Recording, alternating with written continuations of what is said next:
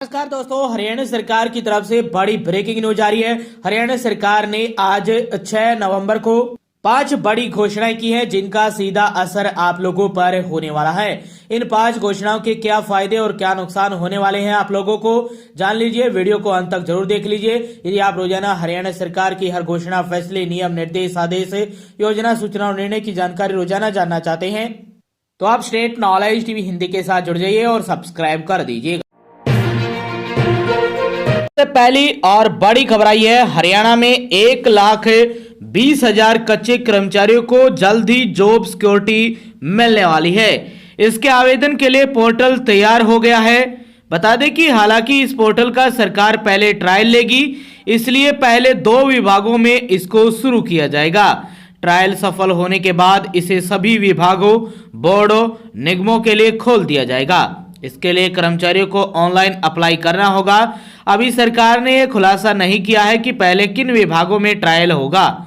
यह पोर्टल अगले हफ्ते शुरू होने जा रहा है। मानव संसाधन विभाग ने इसे बनाया है। इसको लेकर मुख्यमंत्री नायब सिंह सैनी अपने मुख्य प्रधान सचिव राजेश खुल्लर से 5 दिन पहले मीटिंग कर चुके हैं। मुख्यमंत्री नायब सिंह सैनी ने पोर्टल जल्द शुरू करने के निर्देश दिए हैं। बता दें कि खट्टर सरकार के समय से ही सरकारी विभागों में अस्थायी कर्मचारियों की भर्ती हरियाणा कौशल रोजगार निगम यानी HKRN के माध्यम से की जा रही है। पिछले दिनों सरकार ने हरियाणा कौशल रोजगार निगम के तहत सर्विस के 5 साल पूरे कर चुके कर्मचारियों को जॉब सिक्योरिटी देने की बात कही थी। एक खुशखबरी अगले हफ्ते आने वाली है। जॉब सिक्योरिटी पोर्टल तैयार है। अगले हफ्ते मुख्यमंत्री इसका शुभारंभ करेंगे। पोर्टल पर ही कर्मचारियों को अपना ब्यौरा अपलोड करना होगा। इसे उन्हें भटकना नहीं पड़ेगा। राजेश खुल्लर, सीएम के मुख्य प्रधान सचिव। तो ये पहली और बड़ी खबर आई है। आप सभी के लिए खुशखबरी अगले हफ्ते आने वाली है। दूसरी महत्वपूर्ण बड़ी खबर आई है, हरियाणा पुलिस ने कल 5 नवंबर से लेकर 20 नवंबर के बीच राज्य भर में ऑपरेशन ट्रैक डाउन शुरू कर दिया है। मकसद साफ है कि गोलाबारी से जुड़े भगोड़ों की पहचान करके उन्हें जल्दी से जेल भेजना होगा और आगे अपराध रोकना होगा। डीजीपी ओपी सिंह के आदेश में जिम्मेदारी, समय सीमा और काम का तरीका साफ बताया गया है। इस ऑपरेशन का समन्वय आईजी क्राइम राकेश आर्य करेंगे। कोई भी नागरिक उन्हें सीधी सूचना दे सकता है। पहचान गोपनीय रखी जाएगी। आदेश के मुताबिक जिनकी पहचान नहीं हुई है उनकी पहचान करें। जिनकी पहचान ही हो गई है लेकिन वह फरार है, उन्हें पाताल से भी ढूंढ निकालें और गिरफ्तार करो।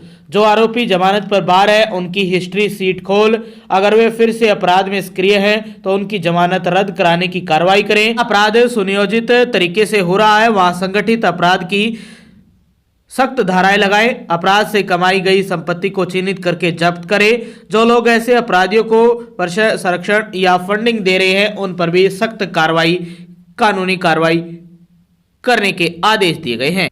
पुलिस महानिदेशक ओपी सिंह की ओर से सख्त निर्देश दिए गए हैं कि एसएचओ और डीएसपी अपने अपने क्षेत्र में ऐसी घटनाओं को रोकने के लिए सीधे जिम्मेदार होंगे।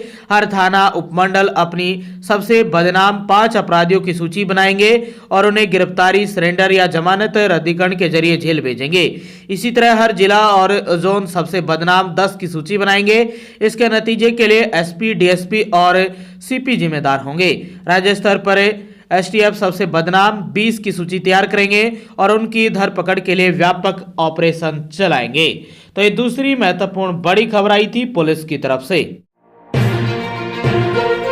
वही तीसरी महत्वपूर्ण बड़ी खबर आई है, रोजगार विभाग हरियाणा द्वारा 1 नवंबर 2025 से बेरोजगारी भत्ते हेतु आवेदन प्रक्रिया प्रारंभ कर दी गई है। इस योजना के अंतर्गत 21 साल से लेकर 35 वर्ष के सभी पात्र बेरोजगार युवा रोजगार विभाग की वेबसाइट hrex.gov.in पर बेरोजगारी भत्ते के लिए आवेदन कर सकते हैं। जिला रोजगार अधिकारी श्याम सुंदर रावत ने बताया कि इस योजना के लिए आवेदन करने वाला प्रार्थी कम से कम 3 वर्ष से रोजगार विभाग में पंजीकृत होना चाहिए एवं प्रार्थी की शैक्षणिक योग्यता कम से कम 12वीं उत्तीर्ण होनी चाहिए। जिला रोजगार अधिकारी श्याम सुंदर रावत ने बताया कि प्रार्थी की पारिवारिक आय 3 लाख रुपए से अधिक नहीं होनी चाहिए।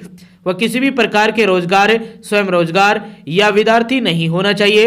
इस योजना के अंतर्गत 12वीं पास लाभार्थियों को 1200 रुपये, स्नातक स्नातकोत्तर को यानी ग्रेजुएशन और पोस्ट ग्रेजुएशन को 2000 रुपये प्रतिमाह प्रदान किए जाएंगे। विस्तृत जानकारी के लिए प्रार्थी विभाग की वेबसाइट HREX.gov.in पर या जिला रोजगार कार्यालय नूह या अपने नजदीकी रोजगार कार्यालय में संपर्क कर सकते हैं। जिला नूह के सभी पात्र बेरोजगार युवाओं से अपील है कि वे अधिक से अधिक संख्या में बेरोजगारी भत्ता योजना का लाभ उठाएं। तो ये तीसरी महत्वपूर्ण बड़ी खबर आई थी आप सभी के लिए। चौथी खबर आई है। चौथी खबर में दो बड़ी खबरें हैं आप सभी के लिए। पहली, हरियाणा विद्यालय शिक्षा बोर्ड द्वारा 10वीं और 12वीं की वार्षिक परीक्षाएं मार्च 2026 के लिए बोर्ड की वेबसाइट पर ऑनलाइन आवेदन पत्र लाइव कर दिए गए हैं। बोर्ड के अध्यक्ष डॉक्टर पवन कुमार ने बताया कि 25 नवंबर तक बिना विलंब शुल्क, 26 नवंबर से 2 दिसंबर तक 100 रुपये तक विलंब शुल्क सहित और 3 से 9 दिसंबर तक 300 रुपये विलंब शुल्क सहित और 10 से लेकर 16 दिसंबर तक 1000 रुपये विलंब शुल्क सहित ऑनलाइन आवेदन कर सकते हैं। अंतिम तिथि के बाद कोई आवेदन स्वीकार नहीं किया जाएगा। वहीं परीक्षार्थी ऑनलाइन पंजीकरण के लिए शिक्षा बोर्ड की वेबसाइट पर लिंक पर लॉगिन करें। ऑनलाइन पंजीकरण के लिए दिशा निर्देश विद्यालय की लॉगिन आईडी पर उपलब्ध हैं। सभी विद्यालय के मुखिया बोर्ड वेबसाइट और संबंधित विद्यालयों की लॉगिन आईडी पर दिए दिशा निर्देशों को पढ़ने के बाद ही समय रहते परीक्षार्थियों के ऑनलाइन पंजीकरण करना सुनिश्चित करें। तो ये चौथी अपडेट में पहली बड़ी खबर आई थी आप सभी के लिए। वही चौथी अपडेट में दूसरी महत्वपूर्ण बड़ी खबर, मुख्यमंत्री नायब सैनी ने वर्ष 2025 के मानसून दौरान राज्य में आई भारी बारिश और बाढ़ से प्रभावित किसानों को राहत प्रदान करते हुए एक विशेष योजना की घोषणा कर दी है। राज्य के सभी कृषि ट्यूबवेल उपभोक्ताओं के लिए जुलाई 2025 से दिसंबर 2025 की अवधि के बिजली बिलों का भुगतान 6 महीने के लिए स्थगित कर दिया गया है। ऊर्जा विभाग के प्रवक्ता के द्वारा ये दोबारा से रिमाइंडर के तौर पर बताया गया है कि जुलाई 2025 में जारी बिजली बिल जनवरी 2026 में देय होगा। इस प्रकार अगस्त 2025 के बिजली बिल फरवरी 2026 में और दिसंबर 2025 के बिजली बिल जून 2026 में देय होंगे। इस निर्णय से राज्य के लगभग 7.10 लाख कृषि उपभोक्ता लाभान्वित होंगे। राज्य सरकार ने स्पष्ट किया कि इस अवधि दौरान UHBN और DHBNL द्वारा किसी भी कृषि ट्यूबवेल उपभोक्ता से विलंब अधिभार नहीं वसूला जाएगा। बिजली आपूर्ति सामान्य रूप से जारी रहेगी। तो चौथी अपडेट में दूसरी महत्वपूर्ण बड़ी खबर आई थी आप सभी के लिए, किसानों के लिए। पांचवी अपडेट में 3 बड़ी खबरें हैं। पहली आई है किसानों के लिए योजना, गेहूं के बीज पर प्रति क्विंटल 1075 रुपये सब्सिडी मिलेगी। रबी सीजन की शुरुआत हो चुकी है। गेहूं के बेहतर उत्पादन के लिए किसान उपचारित बीज खरीदते हैं। सरकार ने इस बार किसानों को प्रति क्विंटल 1000 रुपये से बढ़ाकर 1075 रुपये सब्सिडी देने का फैसला किया है। यह कदम राज्य में खाद्य सुरक्षा सुनिश्चित करने और किसानों को उच्च गुणवत्ता वाले बीज अपनाने के लिए प्रेरित करने की दिशा में महत्वपूर्ण कदम उठाया है। इस वर्ष प्रमाणित गेहूं बीज की कीमत 4075 रुपये है। तय सब्सिडी के बाद यह 3000 रुपये प्रति क्विंटल के हिसाब से मिलेगा। हालांकि पिछले वर्ष के 2875 रुपये प्रति क्विंटल के भाव बीज मिला था, जिसमें 1000 रुपये जो सब्सिडी थी। इस बार किसानों को 40 किलोग्राम का एक बैग 1200 रुपये में उपलब्ध होगा। इसके साथ एक शर्त भी रखी गई है कि आधार कार्ड दिखाकर मिलेगा बीज। किसानों को बिक्री केंद्र पर आधार कार्ड दिखाकर बीज मिलेगा। सोनीपत में किसानों को आधार कार्ड पर सरपंच या नंबरदार की मोहर लगवाना भी अनिवार्य किया गया है। किसानों को कितने बैग चाहिए यह भी सरपंच से सत्यापित कराना होगा। तो पांचवी अपडेट में पहली बड़ी खबर आई थी किसानों के लिए। पांचवी अपडेट में दूसरी बड़ी खबर आई है, अंशकालिक व दैनिक वेतन भोगी कर्मियों का अधिकतम 24,100 रुपये तक पहुंच गया है वेतन। बढ़ी हुई दरें जनवरी 2025 से प्रभावी होंगी। राज्य के विभिन्न विभागों, बोर्डों, निगमों और सार्वजनिक उपक्रमों में कार्यरत पार्ट टाइम और दैनिक वेतन भोगी डेली वेजेज कर्मचारियों के वेतन में संशोधन कर दिया गया है। वेतन की संशोधित दरें 1 जनवरी 2025 से प्रभावी होंगी। इससे पहले 2022 में इन कर्मचारियों की दरों में संशोधन किया गया था। वेतन में 2 कैटेगरी बनाकर 17,520 से लेकर 21,200 रुपये वेतन तय किया गया है। अब सरकार ने शहरों के स्तर के अनुसार 3 श्रेणी बनाकर कर्मचारियों के लेवल भी 3 बना दिए हैं। इसके अनुसार 16,250 से लेकर 24,100 रुपये वेतन तय किया गया है। ये वेतन मासिक प्रतिदिन और प्रति घंटे के हिसाब से तय किया गया है। मुख्य सचिव अनुराग रस्तोगी द्वारा इस संबंध में अधिसूचना जारी कर दी गई है। यह निर्णय विभिन्न विभागों और संगठनों द्वारा वेतन वृद्धि के संबंध में किए गए प्रतिवेदनों के बाद लिया गया है। ऐसे तय हुआ है वेतन श्रेणी 1 में आने वाले जिलों में अब लेवल 1 के कर्मचारियों को 19,900 रुपए प्रतिमाह, 765 रुपए प्रतिदिन और 96 रुपए प्रति घंटा वेतन मिलेगा।